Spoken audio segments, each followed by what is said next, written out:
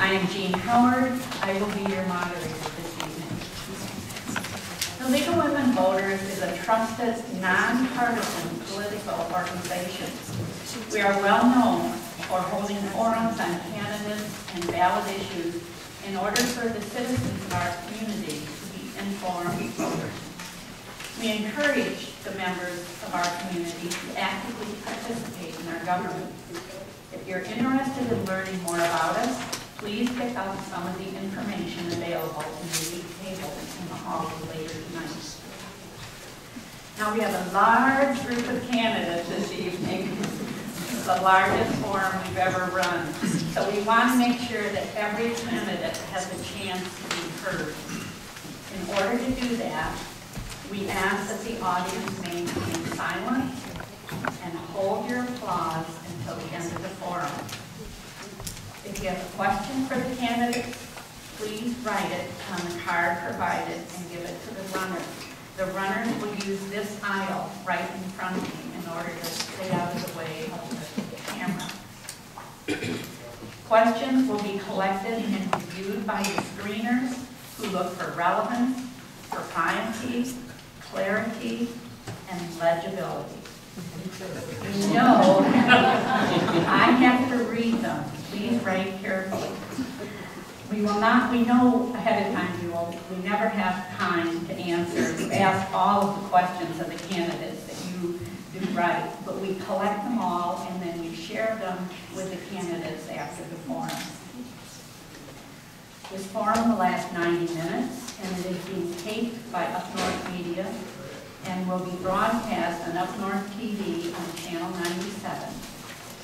I would like to remind everyone in the audience to please turn off all cell phones and other electronic devices. No pictures may be taken during the forum. At the conclusion of the forum, you will be welcome to take pictures at that time. Thank you.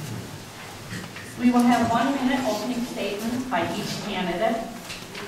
These will be followed by 3 prepared lead questions and then audience questions. Each candidate will have up to 90 seconds to respond to the lead questions and up to 1 minute to respond to the audience questions. We will use alphabetical order in which to answer the candidates can answer the questions, and hopefully we will be able to give each candidate the opportunity to respond first. But we will end the forum with 1 minute closing statements by each candidate, in which we will go in reverse alphabetical order. So the candidates for the 104th District of the State House of Representatives are Republican Jamie Callahan, Democrat Betsy Kofia, Republican Robert Henschel, Republican Ken Hinton, Republican Larry Inman, Democrat Penny Larkham, Republican Matt Lundy, Republican Karen Rennie, Republican Bo Hoare, and Republican Isaiah Wunsch. We will begin our opening statements with Mr. Callahan. Thank you. Good evening, everyone. Just want to tell you all a little bit about myself. As Jean said, I am Jamie Callahan. I was born and raised here in Traverse City. Grew up over on Spruce Street and currently live over on 7th. Went to Willow Hill Elementary School, graduated from the high school here in town. I'm an Eagle Scout and continue to work with Troop 35 here in town. Went away to college, but afterwards came back, worked for a couple of years with Old Kent Bank. Old Kent Bank, as well as the local Chamber of Commerce here in town, and then spent about the last 12 years working down in the legislature, working on legislative bills, appropriations, and constituent services. So I feel that I've got a good depth of experience down in the legislature and wanting to take that experience and put it to work for my hometown and people here in Grand Traverse County. Appreciate your consideration and support, and I'm sure that we'll be able to tell you a little bit more about some of positions here in the coming hour and a half. So thank you again for coming out tonight. Thank you. Ms. Coffia. I'm Betsy Coffia. I grew up in Northern Michigan in rural Kalkaska County. I put myself through college at NMC and Ferris State University, and I also was a professional journalist for 6 years, including 3 years as the editor of the Elk Rapids Town Meeting newspaper. A major part of my role at that newspaper was coverage and attendance of school board meetings on a regular basis, as well as county commission and local government meetings. I also covered courts and police and the Chamber of Commerce, and I had opportunity to interact with state and federal agencies such as the DNR, the DEQ, MDOT, and the Army Corps of Engineers. I developed an understanding in that role of the relationship between state, federal, and local government. Right now, Michigan's government is not working so well for its citizens. And a big reason is the enormous amount of special interest money impacting our political process and really flooding the political process. That's why I'm running a grassroots campaign taking out a dime of special interest money so that I can be truly accountable to the people of my district and of Michigan. I'm realistic about what it takes to get things done. We need hard work, commitment, and a real investment in our community. Thank you for your time today. Thank you. Mr. Henschel. Hello, thanks for being here. My name is Rob Henschel. My wife Andrea and I celebrated 16 years of marriage last week. We have 3 children together, 5-year-old Isaiah, and 11-year-old Alex, who is our artist with autism, and my lovely little girl Robin, who's in the back. She's 13. I was born and raised in the Sheriff City area, and former Grand Traverse County Commissioner, where I sat and I chaired the Finance Committee for the county, and made some tweaks as how we do our procurement to make it more competitive for the county and make tax dollars go farther. Also sat on the board of Great Lakes Community Mental Health, Northern Lakes Community Mental Health, where I chaired the nominations committee and also helped get a program started for using ABA therapy with kids with autism. Also spent the last few years as the secretary of the Traverse City Rotary Club, where I've helped chair or helped review many grants that have helped our community. I'm a member of the NRA, member of the Northwest Michigan Fair Association, the Buckley Old Vision Show, volunteered with many organizations locally, from the NMC Barbecue to the Salvation Army. Family's always been very involved. The reason I'm running is really I look at our area and I'm concerned about our job situation. My sister married a paint chemist and they had to move to Wisconsin to get a good job. And I'm really concerned that when my kids get old enough, I want them to have the option to stay in Northern Michigan. It's the most wonderful, beautiful place to live. Thank you. Thank you, Mr. Henschel. A quick interruption here. They're getting a lot of questions addressed to individuals. Please, because of our tight schedule, we are not going to be able to have individuals answer questions. We have to have questions that all of them could potentially answer. But we will give those questions to all the candidates if you have something specific, or you can address them with that individual candidate at the end of the meeting. Thank you. Mr. Hinton. Hello, everyone. I'm Ken Hinton. I'm here tonight because the residents of Grand Traverse County deserve an honest, caring, respected leader to represent them in Lansing in the House of Representatives. I'm a CPA. I worked about 30 years in business in large companies and small. And for the last 4 years, I've been the administrator for Wexford County. It's a job I still hold. In my past, I've been a Rotary Club president, a Boy Scout leader. I'm a life member of the NRA. My wife and I volunteer and judge for Odyssey of the Mind. I've also served as an elected member of the Kingsley Area Schools Board, where I was served in the position of treasurer. My wife Dawn is here with me tonight. We've been married 26 years. Together we've raised 4 children and we count 5 grandchildren. As a husband and father, I know the issues that families face every day, and I share your dream of having opportunities for our children equal at least to what we've had, and a brighter and better future. I'll be a clear voice in Lansing for all the citizens of Grand Traverse County. Thank you. Mr. Hinman? Welcome, everyone. Thank you for attending, and thank you for the lead for moving voters for hosting this event. I want to say that all 10 candidates are high caliber and individuals that have spoken well of everyone, and we've gotten along really well with the campaign, so I'd like to congratulate everyone for doing a really clean and professional campaign.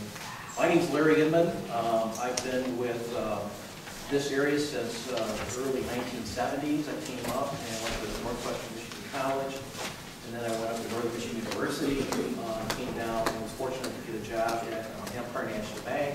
Ended up having a career at Empire National Bank for 28 years. We got acquired by Huntington Bank for those years.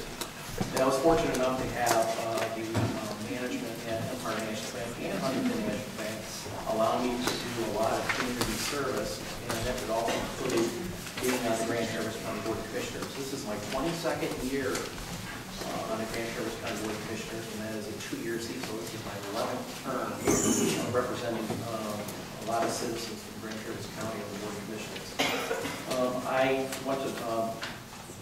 I also was fortunate to become Alumni of the Year with Northern Michigan University in 2005 and Alumni of the Year at Northwestern Michigan College in 2008. I also had some, well done. Thank you. Ms. Larkin. Hi, my name is Kendall Larkin, and I was born and raised in the area. Excuse me. My family's from the area. We've lived here for more years than I can count. And I decided to run because I needed to feel that I was a part of our governmental process. So many people nowadays feel like they aren't represented. There isn't anybody out there to speak for, and I was one of those. Somebody said to me, well, if you feel that, if you feel it strongly, you should probably try and run. And I laughed and I thought, well, I'm nobody. I can't run. And then I did some checking and I found out, you know what, I can run. Everyone can run. Everybody can get out there and they can say, this is who I am, this is what I stand for. And what I stand for is an accountable and responsible government. Thank you. Mr. Lundy? Thank you. My name is Matt Lundy. I grew up around here, went to school in the area. Mrs. Kurt back there was actually my first civics teacher. I spent the last 10 years, however, all over the place. I went to school at U of M. I worked in politics in both Chicago and Washington, D.C., and I spent the last 4 years teaching English in Vietnam. There's a couple of issues I just want to touch on very quickly. The first is transparency. I want to post all my votes on Facebook, and I want to record lobbyist meetings.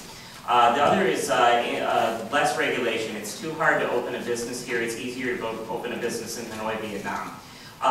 The other is education reform. I did teach for 4 years. I don't think we need to be treating all of our students the same. I think we need to be recognizing the differences, and I think we need to really focus on the skilled trades, especially at the high school level. And finally, I think we need to, we're in a really unique position to increase the exports of manufactured and agricultural goods from Traverse City to Asia and other parts of the world. On a personal note, I'm also a bit of a jokester, and I'm the best candidate to, for you to have a beer with. So thank you very much. Ms. Reddy? Good evening, ladies and gentlemen. My name is Karen Reddy, and this is my first campaign, so bear with me. I'm not a professional public speaker. A little bit about me. I'm a retired registered nurse.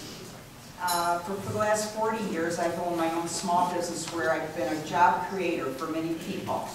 I'm proud to say even when I moved up north, supposedly to retire, a lot of the employees have stayed in touch with me, so I feel good about that. I've been involved in a lot of different volunteer activities, and I've been really humbled by the wonderful people I've seen that give selflessly to their community. I love this area. This is my home, and I want to see it prosper. I decided to jump into this race against my 7 Republican gentleman opponents because I think we need a different perspective in Lansing. And with the problems we're facing, I think it's very important at this point in time to send somebody who understands healthcare what it takes to run a small business and be accountable and selfless in public service. Thank you very much. Thank you. Mr. Moore. Good evening, everyone. My name is Bo Bohr, candidate for the 104th District House seat, the Republican nomination. I am an educated veteran. I'm a community leader, a father of 3, and a concerned citizen. After 10 years, 10 months, and 19 days of active duty service through the United States Air Force on 3 continents and in war zones, I separated from the Air Force to pursue a different form of service. April 1st of this year, I took off the uniform that I love in order to run for state representative. I can tell you this, it wasn't an easy decision for me and my wife to make. My wife's also a veteran, but we grew overly concerned with the direction of our nation and our state, so we thought we would fight and defend the nation that we fought for. So we made the decision to step away and pursue what I view as an extension of our service.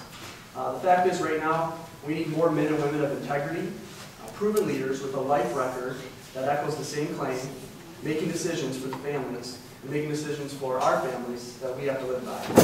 I appreciate the opportunity for me to share who I am and where I stand on the issues. Thank you. Thank you. Mr. Wunsch. Good evening, everyone. My name is Isaiah Wunsch, and I'm a 6th generation cherry and apple farmer from the North End of Old Mission. For the last 10 years, I've owned a fruit packing and marketing company that I've operated in conjunction with the family's farm. I went to U of M, where I studied public policy, and subsequently spent 2 years working in the office of State Senator Howard Walker while pursuing a master's degree in agricultural economics from MSU. Following my time there, I went to work for the Michigan Economic Development Corporation, where I worked as a statewide agribusiness specialist and helped to bring in several $100 million of new investment to the agricultural sector of our state's economy. I'm running because I believe that my unique skills and experiences gained over the course of the last few years have prepared me to represent you well in Lansing. And my top priority as the next state legislator will be job creation, economic growth, fixing our broken roads, and creating an academic environment where all of our students can thrive. Thanks, and I'm looking forward to the forum. Thank you very much. Our first question is one of the lead prepared questions. Both Republicans and Democrats seem to hold polarized views on many issues.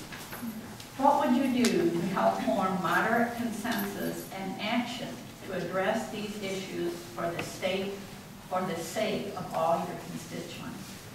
Ms. Coffey. It's a very real concern, and I think it's one that citizens, regardless of their political viewpoint, the color they like best, share. We want government that works, and we want government that works for us as citizens. We want people who are there to fix things and work hard and be less interested in partisan politics than they are doing their job, which is public service. So for me, I've actually already begun a lot of what I would consider to be part of the job, which is reaching out and sitting down with our local elected officials, regardless, again, of their political affiliation, and asking them some questions, but mostly listening and saying, you know this community, you know the needs of the community, you know the concerns of the community, talk to me and help me shape wise policy. And I would further, bring that out beyond the 104th and look around and say, there are legislators, there are state representatives and senators that represent our rural interests. We all want good roads that are not breaking up our cars and turning away businesses from investing in Michigan. We all want that. We all want our kids to get the best possible education. We all want to bring tuition costs down. So I would actively seek to sit down with my fellow legislators and work on common sense proposals that are bipartisan in nature, and keep in mind that our first job is to serve. Thank you. Mr. Henschel? I'm not afraid to call a Democrat. Honestly, it's just how I look at people. I don't see colors first. I don't see flags first. I just see another human being. And I'm blessed with an inherent love of other people when I see a person. When I see a person, the first thing in my head is whether they're Republican or Democrat. It's what can we do together to move forward. I don't need the credit. It down to in Lansing is, the left or the right side of the aisle wants the credit for moving something forward. That's just not who I am. I'm willing to work with people if it's going to benefit us, if it's going to move us forward economically or as a society, if it's going to, make our schools better, if it's going to make our economy better. That's what I'm looking for. It's not about, me putting on a show and getting a bunch of credit for stuff. So that's where I come from. That's who I am. Thank you. Mr. Hinton? Now, the divisiveness in our politics is one of the things that motivated me to enter this race. I'm tired of it. I know that many others are. Throughout my career, I've worked in lots of different diverse groups. When I was in the Rotary Club, even when I worked in a large corporation, I worked in the Hershey Corporation, which had thousands of employees across the country. And when I worked in the county, Wexford County where I am now, I work with the commissioners to bring them together. I've worked with our township officials and the city of Cadillac officials to work on common projects. And in the school board, same thing, a nonpartisan office, I worked with others. We accomplished the things that we needed to get done. The basics of building consensus are simple. The respect, it's listening to what the other side has to say. And when you're working for a solution, you have to take into consideration their perspective on it. Politics should not be a zero-sum game. It's not one person wins and one loses. It doesn't have to be that way. We need to build solutions where everybody gets something and we move towards the goals that we share. Thank you. Thank you. Mr. Hinton? For 22 years serving on the Grand Traverse County Board of Commissioners, this has been one of my main goals is consensus building with the commission. And I took one of the Democrats that were on our board, Ross Richardson, made him chair of one of our most powerful committees, and took a little flack for that, but I thought that people in his district should be represented, and I get along with Democrats as well as I do with independents and the Green Party. I don't really care where you're from.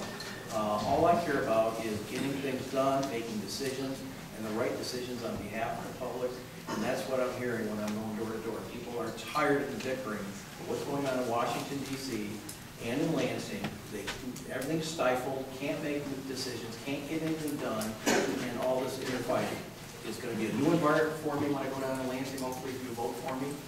But I'm not going to be real helpful in terms of, one size fits all, and it's the Republican Party. I'm going to get the viewpoint of everyone, come to the table, get a consensus, and get things done.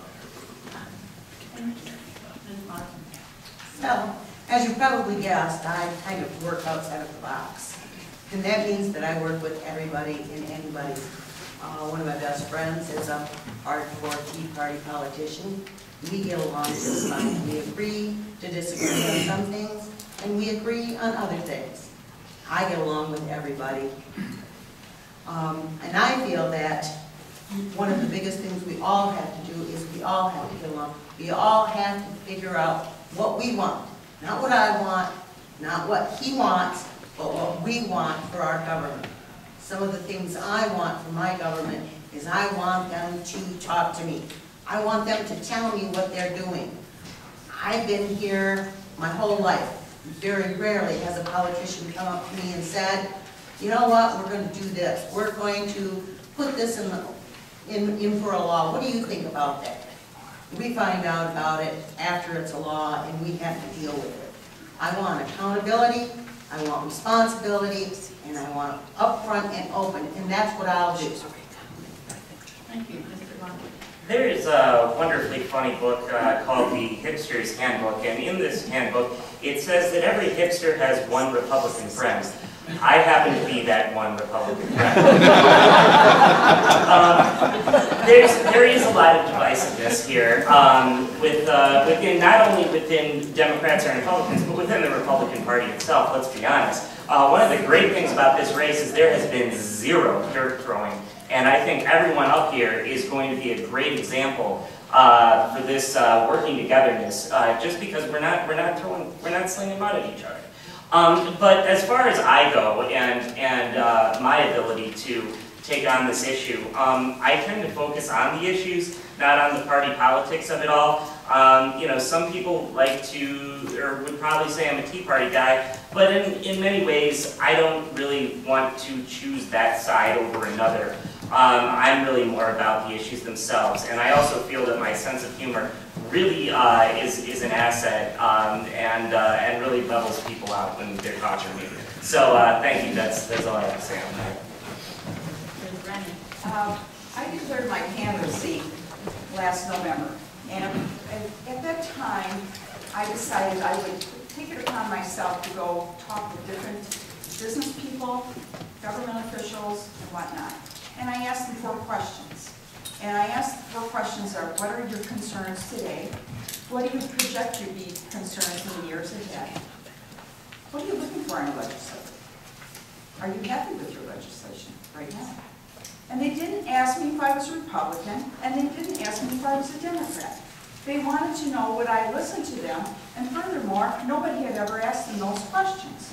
Now, I think my 40 years in business, that I have a number of employees, as well as being a nurse and at the bedside, when you listen to people, kind of train me, hone me in for this role. It's all about building relationships one-on-one.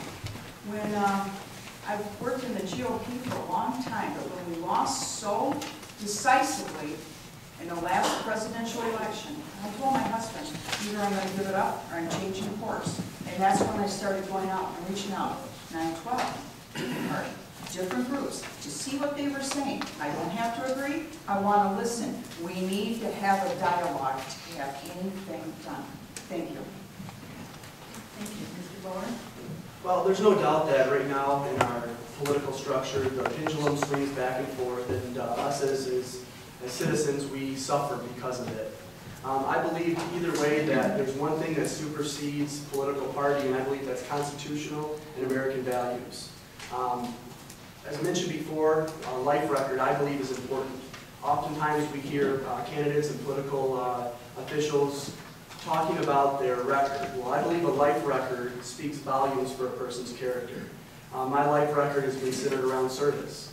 I went to school, picked up an education, graduated summa cum laude in political science and American government. And the first thing I learned when I graduated with my poli-sci degree is you really can't do much with a poli-sci degree. So I shifted over and I went on and I'm earning my APA, which I should have by the end of the year. But the point is I believe that for us to unite, for us to work together to truly better this nation, better this state, we need to have something that we can rally around. There was a time in this nation's history where we rallied around American values and constitutional values. As a state representative, that's what I would hold above party lines. I would hold constitutional and American values, something that whether you're a Republican or a Democrat, you can identify with above anything else. Thank you. Thank you. Mr. Bunch? Well, I think my experience within my family's business managing very diverse groups of up to 40 or 50 people has prepared me well for consensus building and bringing people on the same page. But beyond that, what I learned while working in Howard Walker's office is that on a lot of issues, really, the two parties do see eye to eye and do vote consistently. I mean, the number of pieces of legislation that sail through our state legislature without a whole lot of attention would really impress a lot of people, I think. And, you know, the problem is that a two-party system is going to be almost necessarily fractious because you've got the two parties vying for control of the body.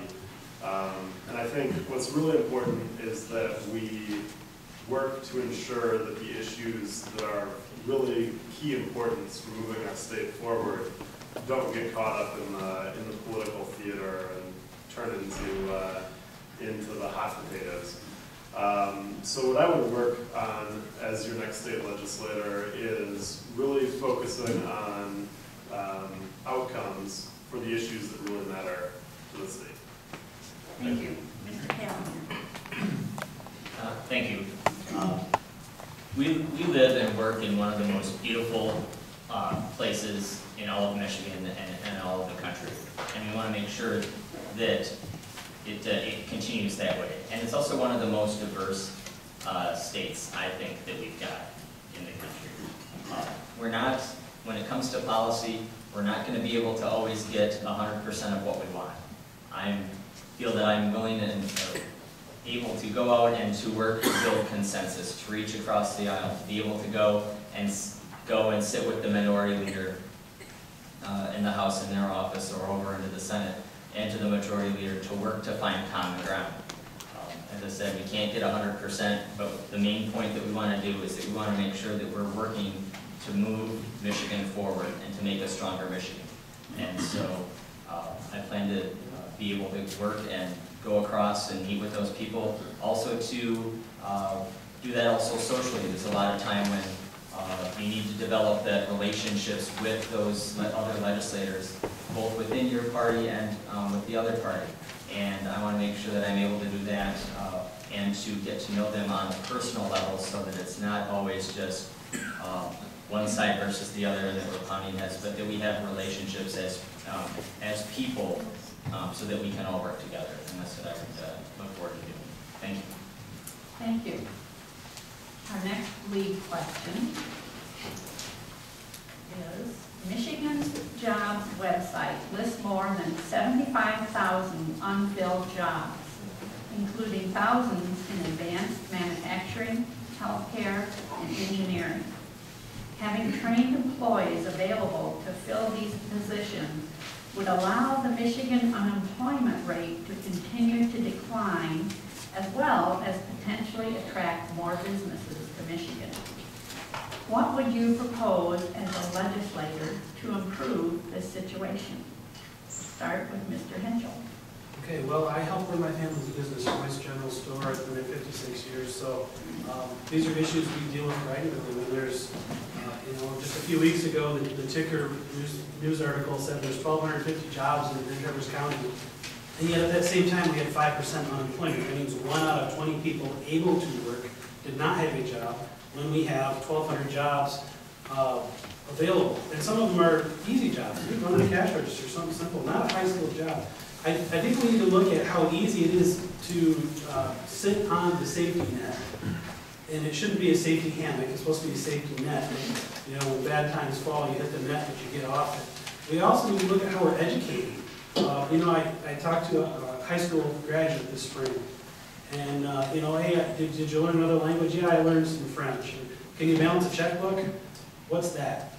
Okay, we need to look at that. I dealt with a college graduate recently, just got a master's degree, but couldn't operate Microsoft Word, a very, very common computer program. We need to really take a look at our education system. Are we really educating relevant things? I mean, there's no end to what you can do in education, but are we getting the most essential things and to get people into jobs to make a stronger nation? Thank you, Mr. Hinton. Well, this issue comes up all the time. We have all of these jobs, and the employers say that they can't fill the jobs, that the applicants for the jobs often don't have the most basic qualifications. They can't communicate with the customers, they can't do simple math. So those particular aspects of this issue, the soft skills, those are things that we need to address in our K-12 education system. We have to measure the performance of our teachers so that our students, when they're finished with their K-12, have those basic skills. If we have students that are failing there, I think they're failing because they're not receiving an adequate opportunity. Beyond that, vocational training is important. When I was young, I had a lot of vocational classes in school. I didn't think I was going to go to college and be a CPA. I thought I was going to work in a factory. I used the vocational classes I had to get a job in the factory, support my family, and put myself through college. I also, learned to be an auto mechanic through auto classes. So today we've gotten away from some of this vocational training. Those are good, basic entry-level skills for some of these jobs like advanced manufacturing. And healthcare was mentioned. Healthcare is a really good example of a career where you can get into it and build your skills. You can get in as an LPN, move up to an RN. They have a bachelor's nurse program. We have to get our kids interested in these careers that allow them to build within that particular industry and make sure that they're aware of these opportunities. Thank you.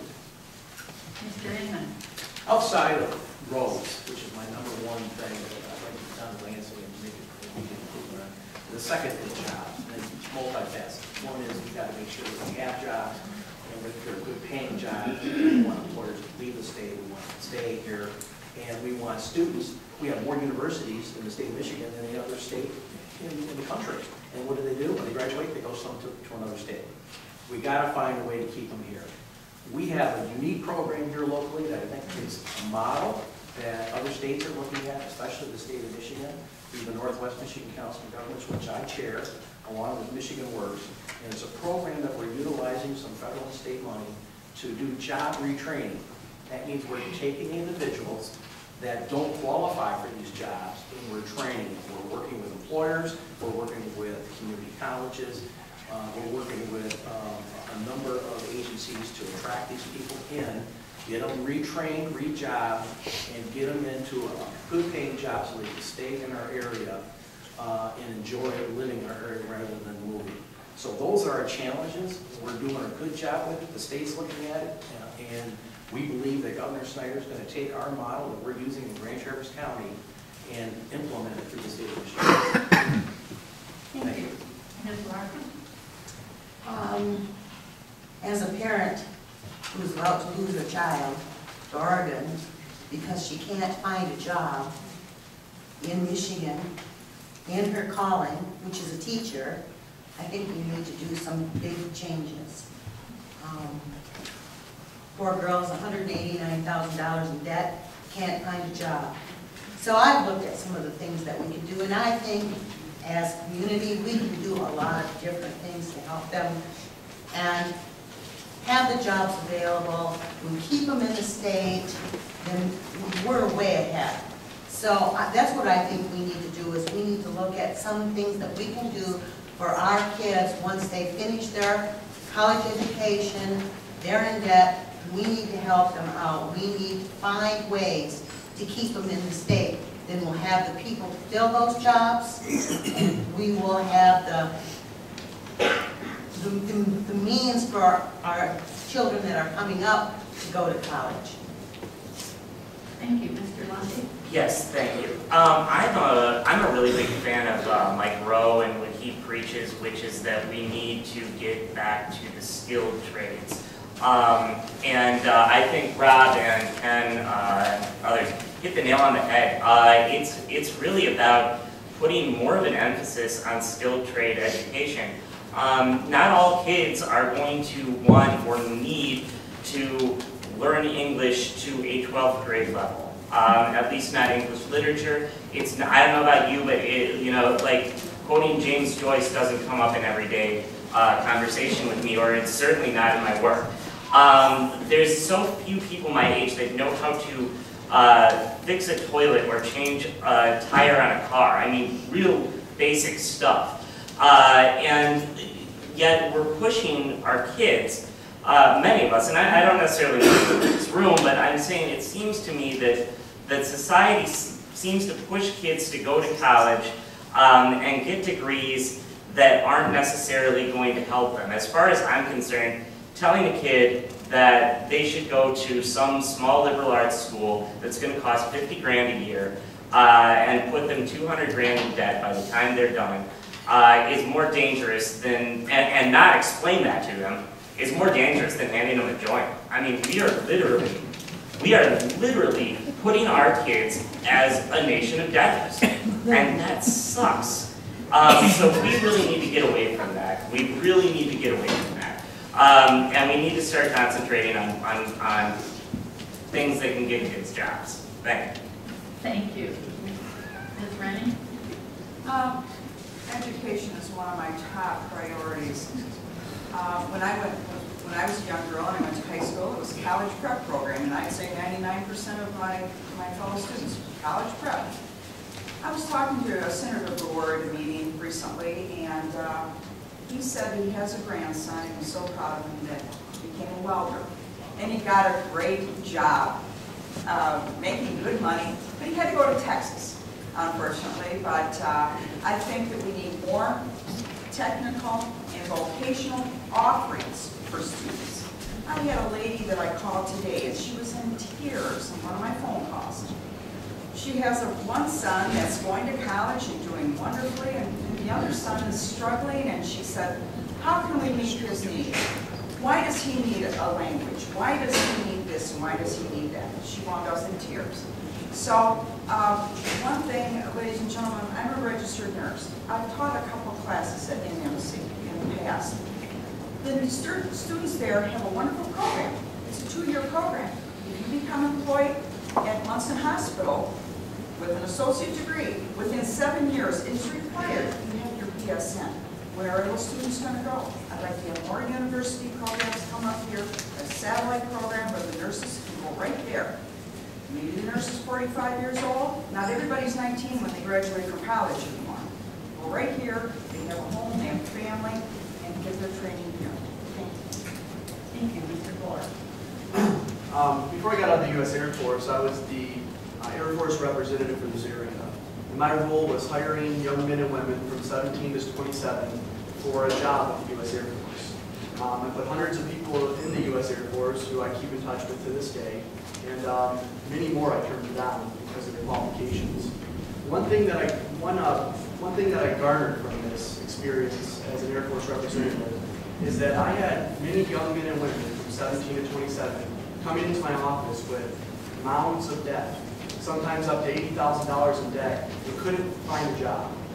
I think that is, we are doing our students and we are doing the next generation of this service by not providing jobs for them.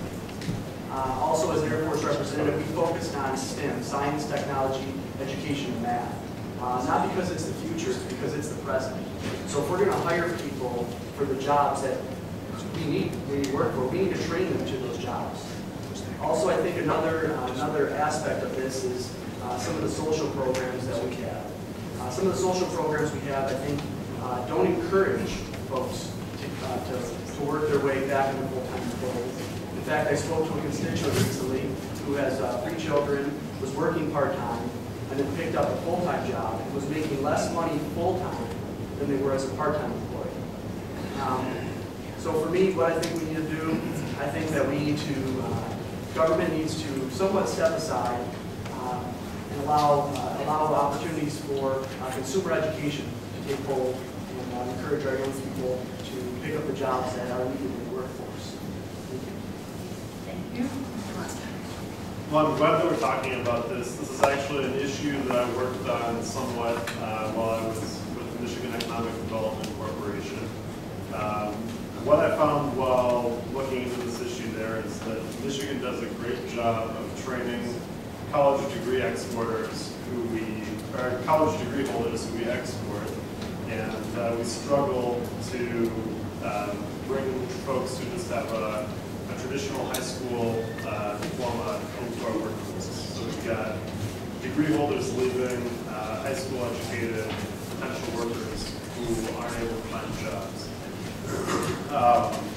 And as I looked into this issue, specifically with regard to agriculture, what I found is that a lot of our vocational training programs at the community college level really aren't matched for the 21st century. I mean, an agricultural tech program from the 70s or 80s, might focus on how to drive a tractor, but for agriculture today, you need to have a strong understanding of food safety, automation systems, using GPS systems and tractors. And that's the same across all different kinds of industries.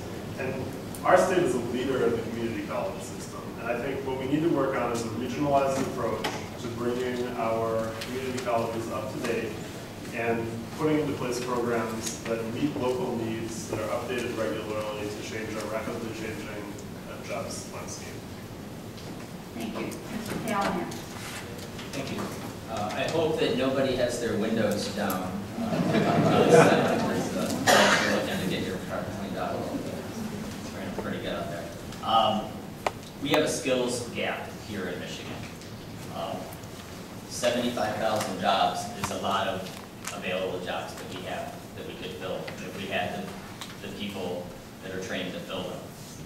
One of the things on my flyer that I have out there says more jobs, less government. And the more jobs portion that I really focus on is skills, trades, education, and those skills, trades, jobs. I think that we need to continue to take a look at our merit curriculum. I think that we forced and put a lot of emphasis on going to college, which is great, but there's a lot of kids that maybe don't want to go to college, or it's not really their thing.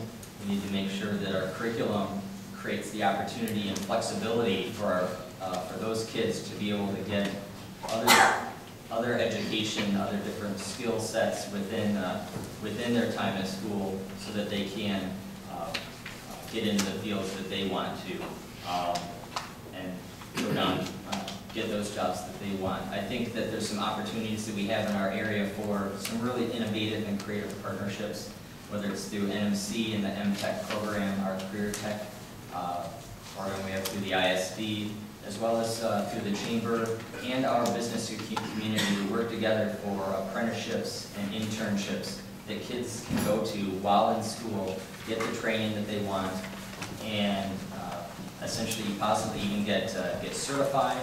And so then after they graduate from high school, they've got certifications, they've got skills that they can use to go out into the working world, or go right into the company that they've been working with, be it CNC operators, tool and die, welding, plumbing, or healthcare. Whatever that is, it creates some great opportunities for those kids to get into some good, solid, good paying jobs. As well as I think this partnership could be also used in a job retraining type of a program for those that are looking to get into a new career. Thank you. Thank you. Ms. Sophia. So I would need to step back and take a big picture approach to investing in our region and our state's economy and in our workforces and businesses. We really need policies that support small businesses, that support workers and their families getting good paying jobs, and that create economic stability through investing in our infrastructure, our roads and our bridges. Businesses need skilled workers, and workers need education, job training, and good paying jobs. I will advocate for more state funding for higher education. We're down 37% from what we were investing just 10, 15 years ago. That is a massive drop. And what that means is college tuitions have gone through the roof. And we've got a lot of young people walking away with an average of $27,500 in student loan debt. That's a crushing load and a drag on our state's economy and our future. And it is driving our young people out of state to find jobs elsewhere. So that's that intellectual brain drain. We've got to stop it. We've got to start reinvesting in our higher education. And it doesn't end there. It's technical schools. We need to reinvest in our technical and trade schools and our skilled labor certification to meet the needs of our local businesses. We need dual enrollment and apprenticeships, etc. And we have got to, as I said, address those skyrocketing tuition costs. Now, I worked 3 jobs to put myself through college. And I don't know if I could do it again today, even with my work ethic that I learned from my parents, because tuition has gotten so astronomical. To make Michigan an attractive place for businesses, we need to reinvest in our workforce. Thank you. Thank you. Our next question is the last one from the lead. Research and current data support the idea of universal early childhood education from 0 to 5, both economically and as a way to improve future educational outcomes. Do you support the universal public early childhood education program? If so, how do you think they should be funded? We'll start with Mr. Hinton. Well, this is kind of an easy one for me. I mentioned earlier, my daughter Dawn of 26 years is here tonight.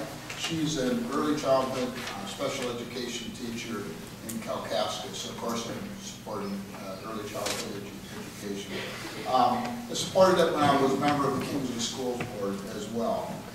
Our children don't all have equal opportunity as they enter our society. A lot of the children that my wife has worked with before she was doing her current thing, she worked for Head Start as well. She's worked with a lot of low-income families, and a lot of these children just don't have the great start that the children of most of the people in this room probably have. There are a lot of parents in the community, young parents sometimes, people with substance abuse disorders that don't properly provide for their kids. And if we don't intervene and provide early childhood educational opportunities for these kids, they'll be forever handicapped by the circumstances that they were born into. And I think that the K-12 funding is a proper source for allocating to these programs. Thank you. Mr. Inman. Yes, we've dealt with this for a number of years at county government, as well as a volunteer for a number of organizations in our community. And the real challenge becomes that, I do support the public school system and support, to some degree, the brainstorm of charter schools and of course, St. Francis, I'm really supportive of. But the issue of can you get to the children and to the family at the youngest age possible to have the biggest impact for their success, not only for the family's success and for the children's success as they enter into the school system. And they all come from multifaceted families that aren't perfect. There's broken marriages, there are substance abuse issues in some families, there are caregiving problems. So when they go to school, there are a number of issues that have to be dealt with, no matter what school system they're in. And I think the earlier we can get to helping these families and their children before they get to the school system and in their earlier stages in the school system, I think overall will help them as they learn, get their abilities to grasp reading and writing and those critical skills that they need when they graduate from high school. Thank you. Ms. Markham? Statistics have proved children learn from 0 to 5 more than any other time in their life. So what do we want to teach them? Well, I think what we want to teach them is we want to teach them to learn to love. To love to learn, excuse me. They don't have that push to learn, to want to know, to ask the questions. They're never going to get it. So we need to get them at an early age. We need to show them how important it is. We need to fill their imagination. And when we do that, we're going to have children that are going to get us to the moon and beyond. Thank you. Mr. Lundy? Yeah, this is an issue that I have a couple different feelings on, and it's also an issue that I know part of the issue was funding. I just haven't looked into it enough to make a real strong comment on that at this point in time, so I just want to put that out there. But living in Vietnam for 4 years, there was definitely a much greater emphasis on early childhood education than there is here. Kids start school there at 18 months. And granted, what they're learning is very, very basic stuff at that point in time, but it does instill, as Petty was saying, a need or a want to learn. And I think going ahead, that does help them. However, I do think that certain people I don't necessarily think that because a child doesn't have an early childhood education that they're damned forever. I think that as we grow older, our ideas progress, our ideas change, and I knew many kids that thrived in elementary school that didn't do so well in high school, and I knew a lot of kids in high school that didn't do so well in college. So it's not necessarily something that I buy into this idea, if we don't catch them now, it's never going to happen, but at the same time, I don't think it's a bad thing either. Thank you. Ms. Rennie? I explained before, starting last November, I started going out and speaking with different people and looking at their organizations and whatnot. I see our fine prosecutor, Cooney here, His wife has an organization, and she works at a place called Angel Care. And these are little children that come in there, and honestly, it's pretty heartbreaking. Some of them are fairly disadvantaged, and you have to be able to work with the families as much as the children for success. On the other hand, as much as I am, and I've tried to explain here, I'm such an advocate for education. I don't want anything mandated from the government. This is a family decision. It's like the lady I talked to today, who was in tears. She feels that her personal choices are being taken away. And I don't like that. I want decisions about children and their education to be made within the family unit and at the kitchen table. It's nice to have it provided. I don't want it mandated. Thank you. Mr. Ford? Well, I don't think anyone up here is going to say that they're against education. It's common sense. Yes, we do want a better education for our children. But for me, this is a real intimate issue. It's not some hypothetical scenario that I might have to vote on. I'm a father of 3 children under the age of 4, so yeah, we don't sleep at our house. We wait, sometimes in silence, but we don't wait, or that's all we do is wait. But what I believe is education starts in the home. I am my children's first teacher, period.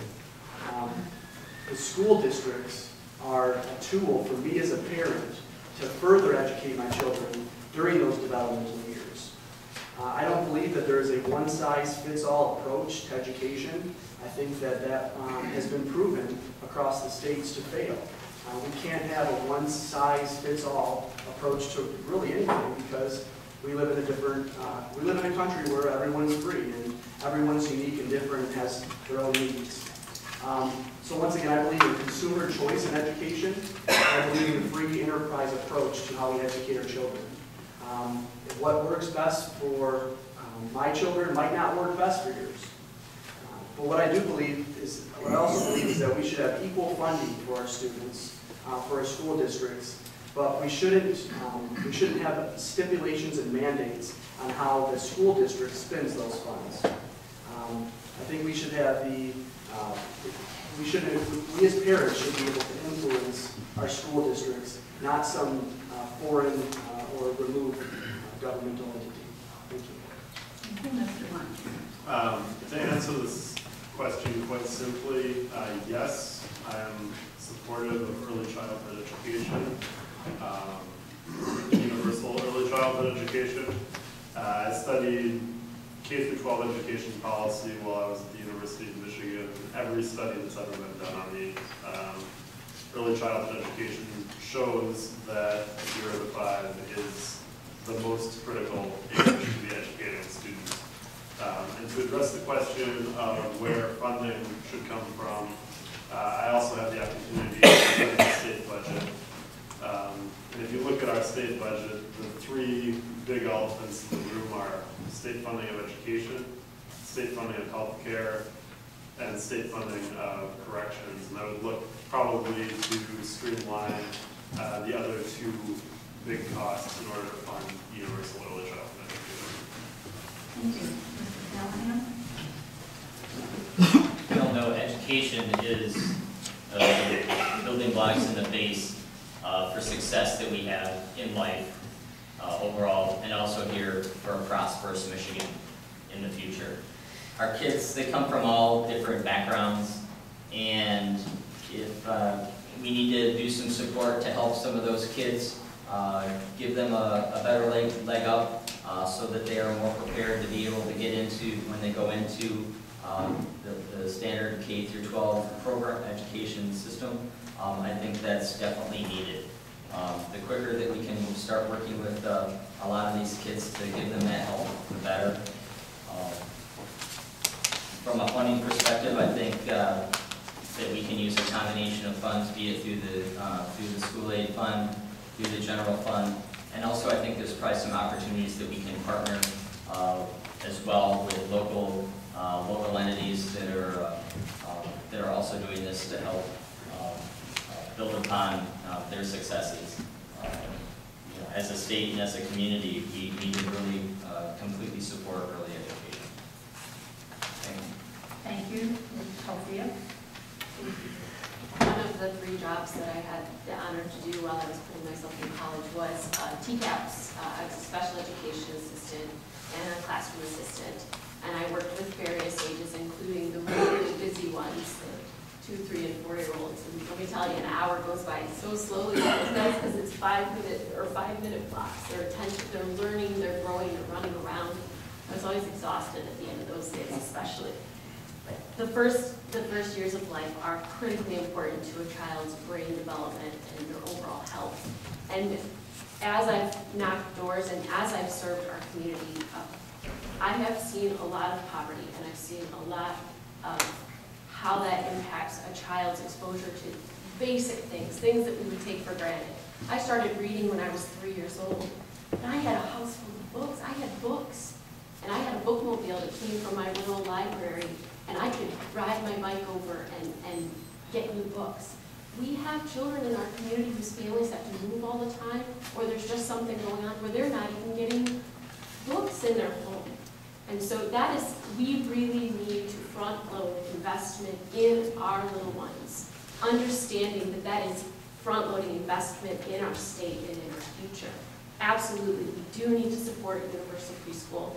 The economics make sense too. For every dollar you invest on the front end, you're saving $7 on the back end, and things like children who maybe are going to then need special education or possibly get in trouble later on. It is just smart, and it's the right thing to do. I'd like to see something where perhaps we would help fund it with a sliding scale where families will pay what they can. I would also like to explore possible public-private partnerships, but this is vitally important, and I do support it. Thank you. Mr. Hanschel. Wife Andrea and I have 3 kids in our home still, 13 and younger, as I mentioned. And with all 3, we made the sacrifice to write a check to put them in preschool early because we value education. So yes, I absolutely support having the education preschool available for everyone, because not every family is in a position to make that sacrifice and write that check. But if you think about how to fund it, if you're driving your car and it's time to change the oil, how do you find money to do it? Well, if you don't do it, you're going to blow the engine, and the cost is going to be 1,000 times as much. Right now in Michigan, we're spending $2 billion in corrections. We're spending $1.5 billion on higher education. I think we really need to take a look at what it's going to cost if we don't do it. We need to make it a priority in the state budget, and maybe it's going to be incrementally at first. Maybe we start at 4-year-olds, move down to 3-year-olds over time. But we've got to make it a priority to educate people, our young people, from the earliest possible times. Thank you. We will go on to questions from the audience, and the candidates will have 3 minutes to respond to the questions. And we will be starting with Mr. Inman. The question is, Michigan law prohibits open carry of guns in a few specific places like courthouses and government buildings. Would you extend this prohibition to schools as well? It's a really controversial issue, as you know, and it's recently been reported in various papers about an individual that open carried in a school board meeting. I personally I don't have any problem with the Second Amendment. I support it, and I support people's ability to own guns and to sport with them and to have personal protection with them. But I think that there's, to put them in a couple areas where, they would defocus, children in schools and have those issues. I would still have a concern about having the ability to open carry, to be honest with you, in the school system. We have officers in our school that are armed and there to protect the students and the kids. And I guess my preference is to keep the law as it is right now. Thank you. Ms. Larkin? That's a hard thing for me to talk about because I come from a long line of hunters and people who believed it was a right to have a gun and bear a gun. And I believe that too. But still, I don't want guns around my children. I don't want guns around your children. I don't want guns around any children. My father kept his guns locked up so that us kids couldn't get into them. So if you talk about an open carry on the campus, I have to say that I can't see that happening with our children. Thank you, Mr. Lundy. Thank you. You know, I know there's a lot of heat on this issue right now, but I'm going to answer this as best I can. I don't think that if you put up a sign that says no gun zone, that it's going to magically stop people from bringing guns that want to kill people into a place. In fact, I think exactly the opposite is going to happen. Most of the people that I know that open carry are responsible gun owners. They know what they're doing, and they're not there to harm people. And quite frankly, I'm a very strong supporter of the Second Amendment, and I think it's our right to do so. Whether or not you do it is your own choice, but I don't think that the people that are open carrying, that would open carry in a school, are going to shoot up the place. In fact, I think if you're going to shoot up the place, you're probably going to conceal it. So that's just my feelings on the matter. Thank you. Ms. Rennie? This is a difficult question. I myself am a strong advocate of Second Amendment rights, and I am going to say that I would think that it can be a correct action to have that, as Matt said. I agree. To put up a sign that it's a no-gun zone, and we've seen this over and over again, there's no guarantee. So I'm thinking, as this issue is becoming a hot button issue, I would have to say that I would be in favor of that you could carry. I support the Second Amendment right of law-abiding citizens to responsibly carry firearms. Law-abiding citizens to responsibly carry firearms into any area that they feel is necessary to protect their persons and property. I think the way the current law is set up, where we are allowed to open carry, I think that identifies those that do have carry, that do have a firearm on their person. I also believe that with Mr. Lundy's very colorful analogy, that someone who's going to cause harm is not going to brandish a weapon in plain view. I think they will conceal it, and that's part of what criminals do. So, to answer your question, I would support the Second Amendment rights for us to carry open carry in schools. Thank you, Mr. Lyon. So this is actually an issue that's come up quite often while I've been visiting voters on my door-to-door campaign. And on the one hand, you have folks who are very enthusiastic carriers, and on the other hand, you have parents who are upset that their children could be exposed to a person carrying a gun in the school. And while this is by no means a permanent fix necessarily, we'd have to see how it would work. My preference would be to shift to closed carrying for licensed, trained pistol holders in a school environment in the short term, rather than having them open carrying, because that seems to be the primary issue people have with licensed, trained pistol carriers coming to the schools. Thank you, Mr. Callahan.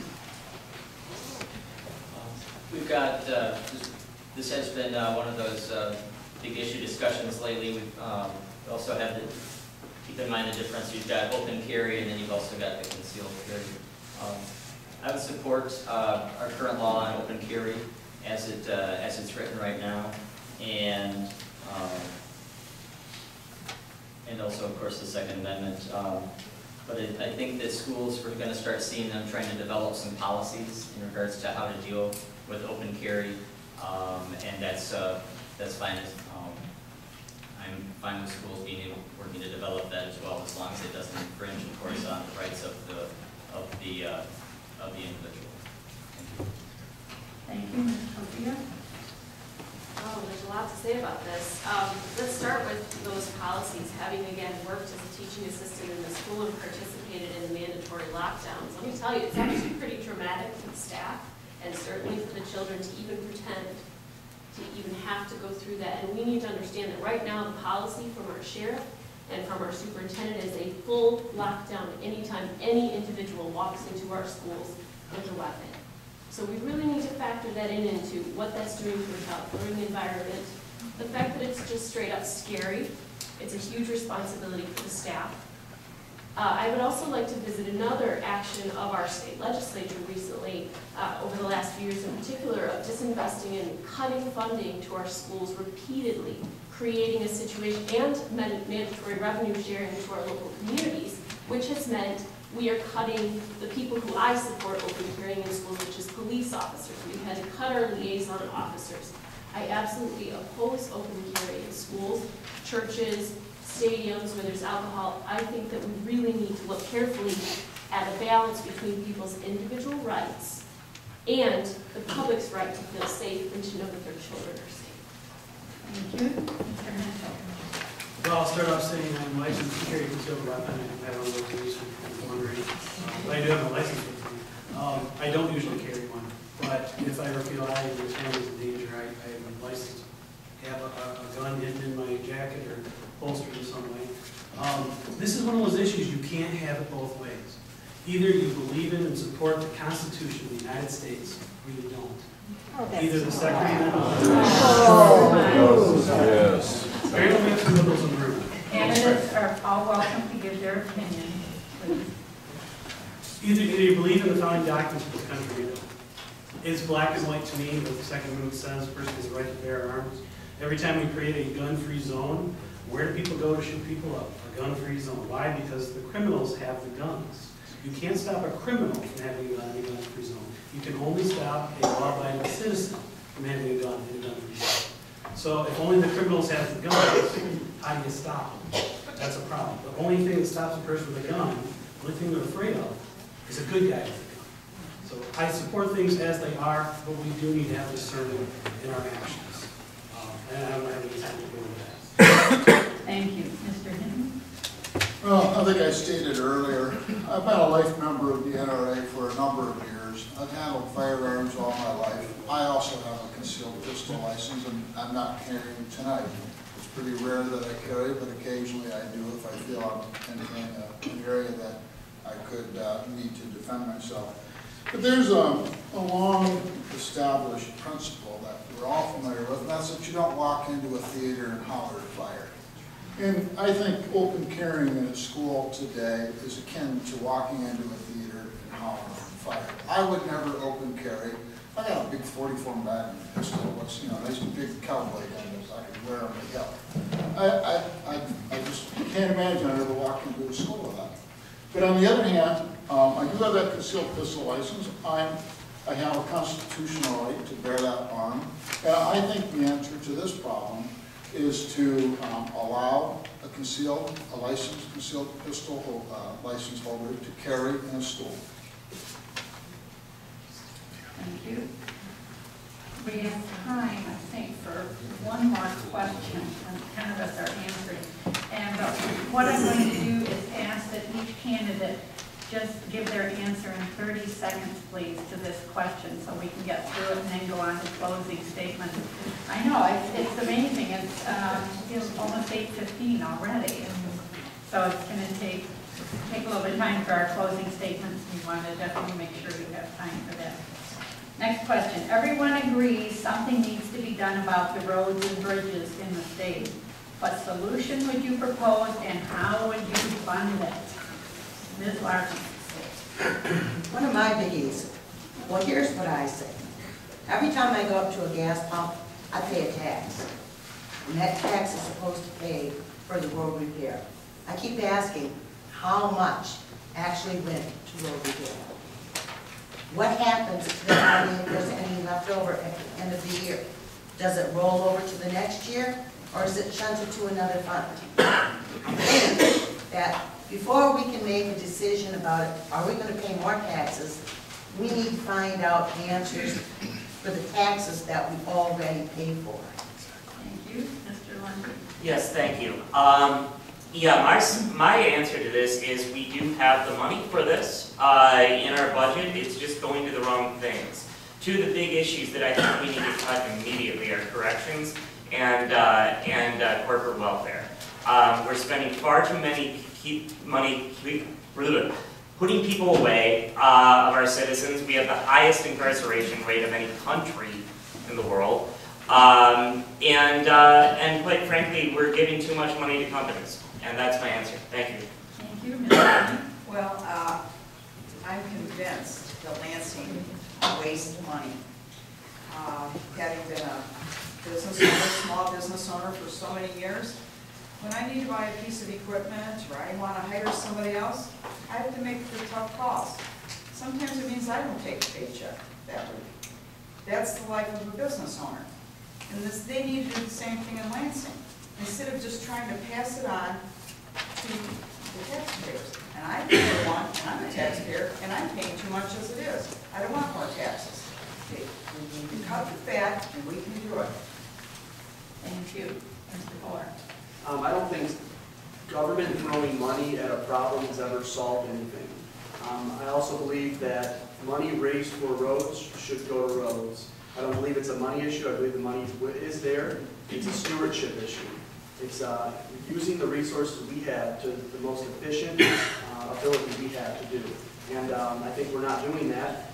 A good example is our state slightly to the south, Indiana, for example, which is rated with some of the best roads we have, and their funding is considerably lower than our funding. So I don't believe throwing money at it will solve the problem. I believe that the money we raise should go to roads. Thank you, Mr. Lunch.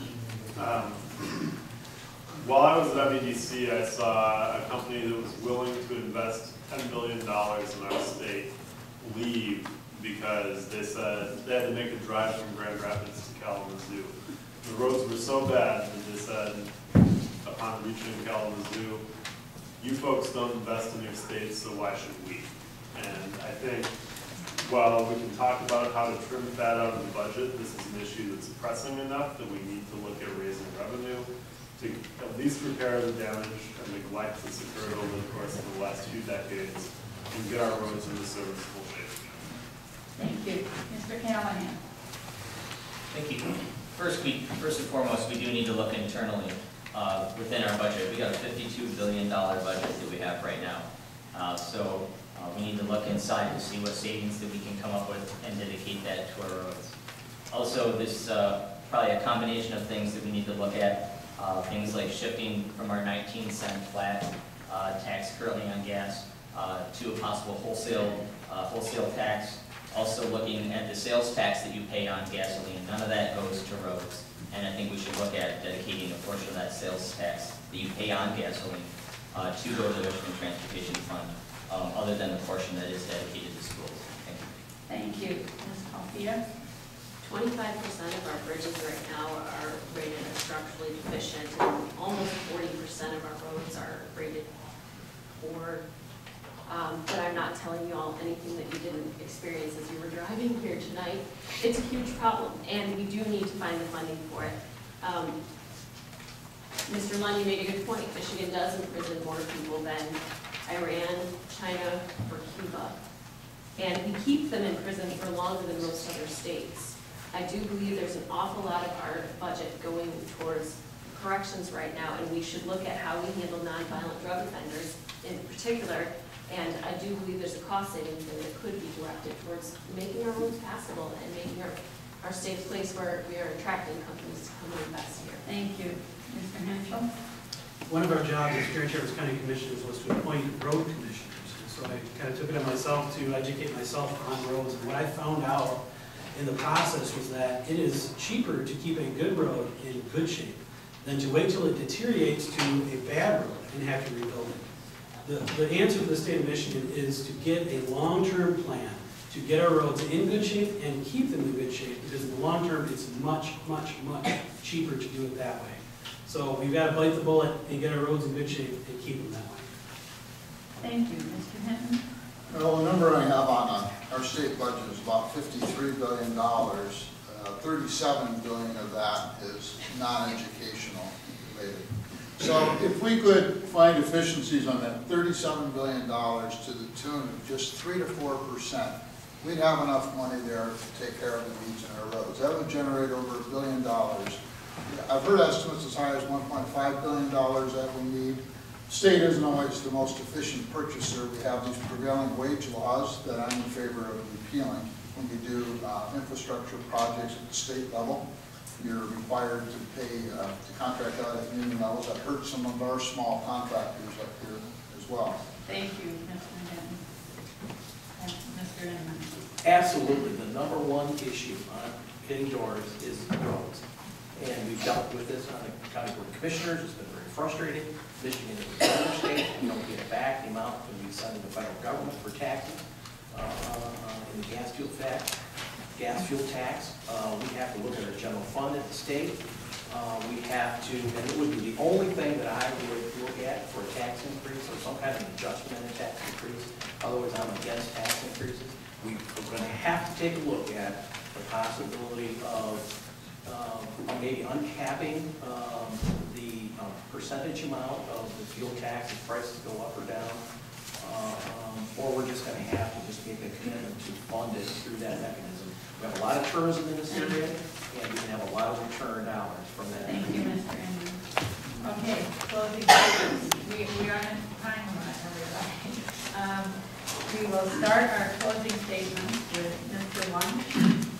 Well, first of all, I'd like to thank everyone for coming out tonight. Just to reiterate, I think that my skills and experiences gained both in the academy and in the workforce, the ownership of my own business has prepared me well to represent this area in Lansing.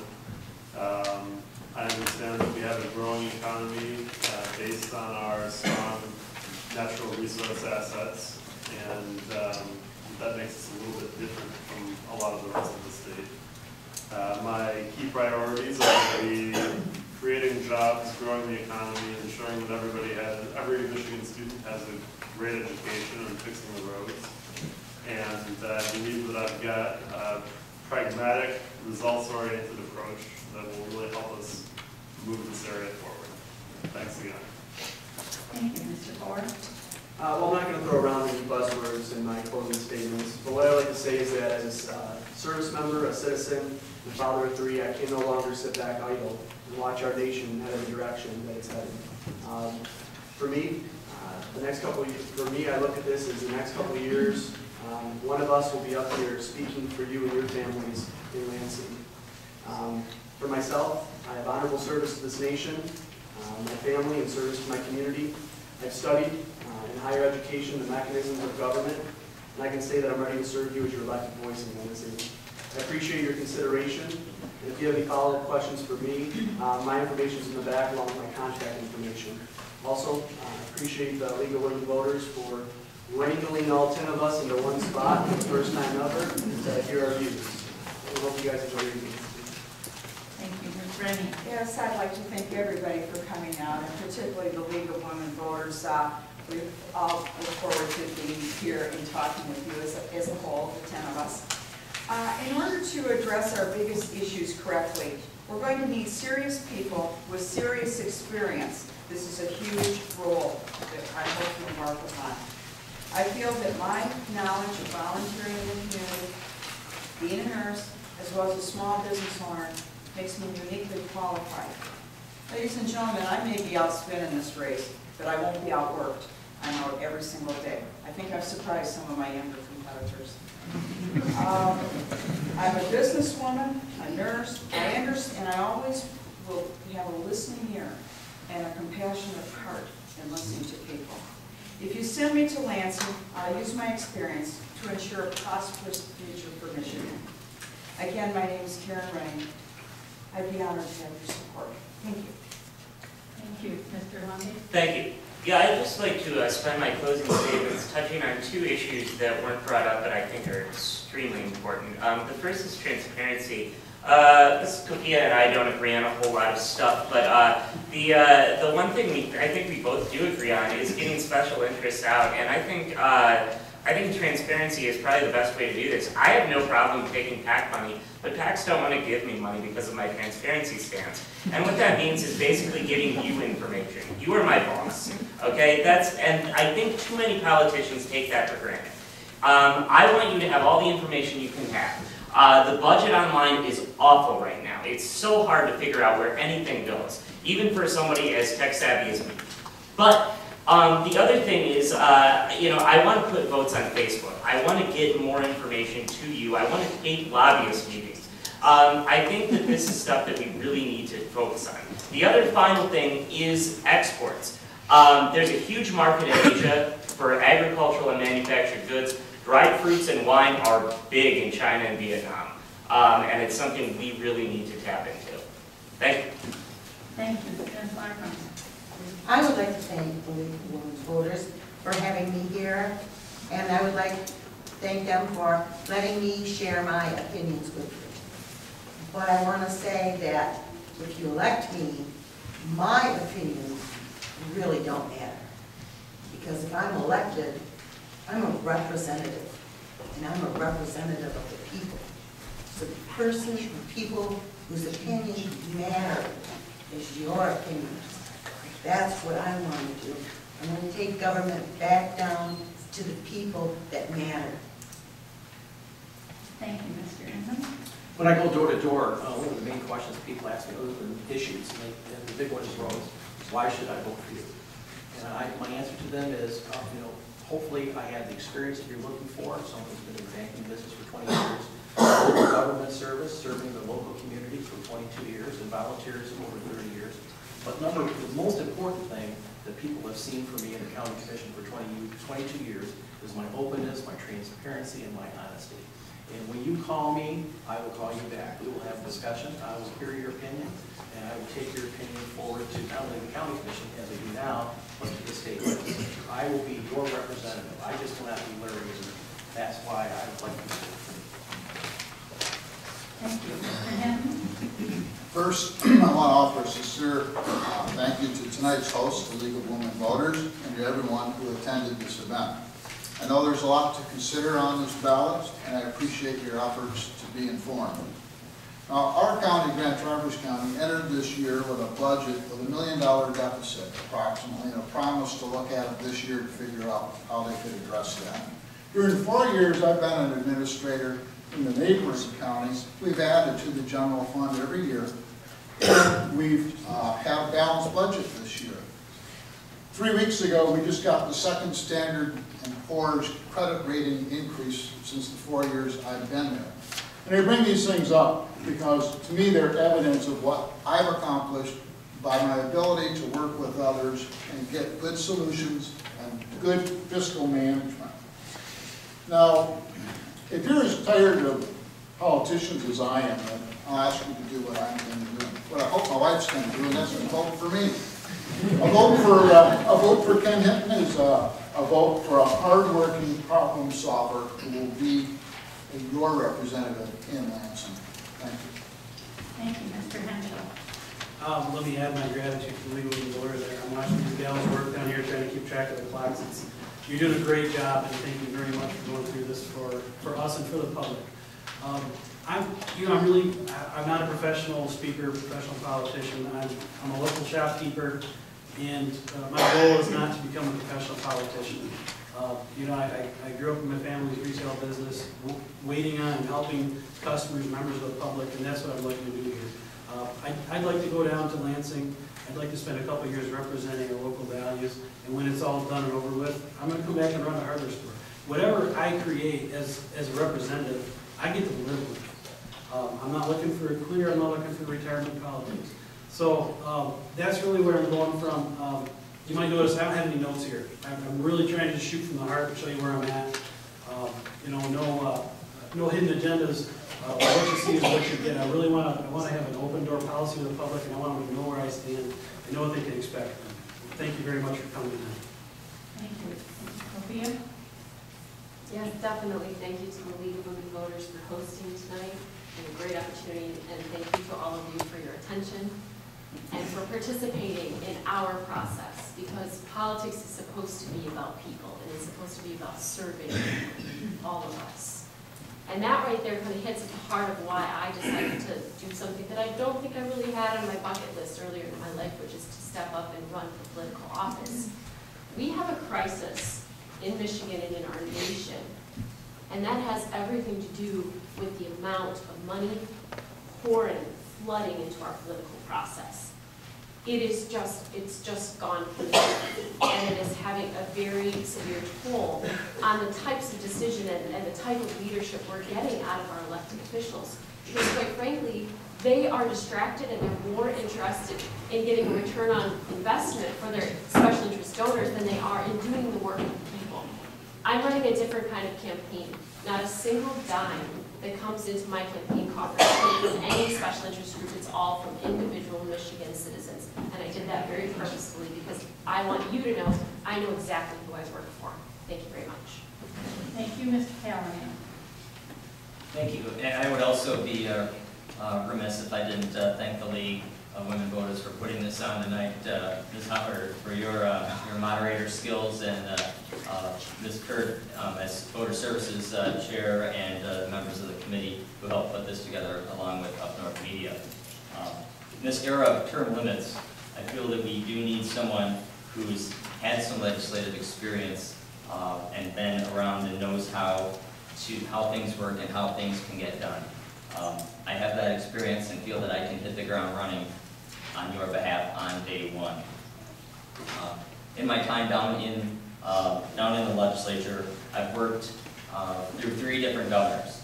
So I've seen the highs and the lows of what state government can and cannot do. Whether it's stopping the clock at 11:59 because a budget isn't done on September 30th, and they still haven't reached an agreement and continue to fight with themselves, or at times when we've been able to get through a bill that will address bullying that goes on in our schools and to help put a stop to that. I've been involved in that, and proud to say that was a bill that I worked on in the legislature as a member on staff.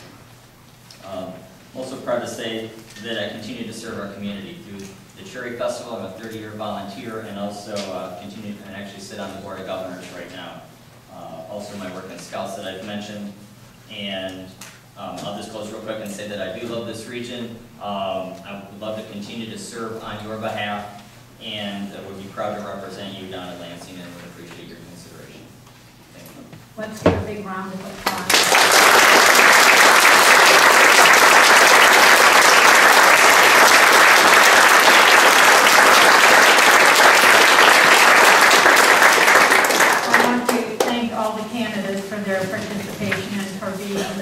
Very good about honoring the time limit we had to put on them with so many. And I want to thank all the league members who have worked so hard to make this forum a success. There's a lot of behind the scenes work that goes on, and we appreciate all the league members who have worked with us. And thanks to all the members of the audience for your attendance and your attention. Really appreciate it. Now, if you need further help with learning about your ballot, you can go to Vote 411 online, and it's a League of Women Voters online voter guide. And we have evaluation forms that you will be getting, and if you'd like to fill one out, because they're being passed out now. This helps us improve our forms. All your suggestions, we listen to them. Thank you for all your questions. We will share them with the candidates, and I'm sorry we couldn't have time for more, but our time is up. And last of all, please remember to vote on August 5th. Thank you.